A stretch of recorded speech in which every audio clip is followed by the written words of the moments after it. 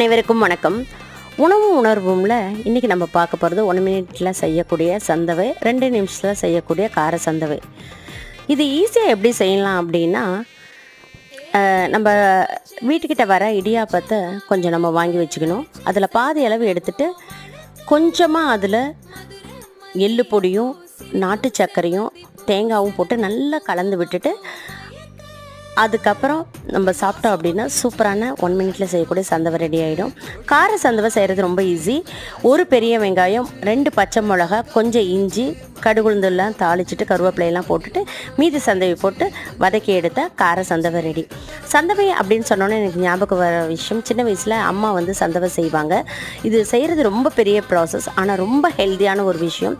இன்றைக்கி இந்த சந்தவை கிட்டத்தட்ட நியராக இடியாப்பம் வருது. இந்த இடியாப்பத்தை நம்ம இந்த மாதிரி ஸ்வீட் காரம் செஞ்சு கொடுத்தா குழந்தைங்களுக்கு ரொம்ப பிடிக்கும்.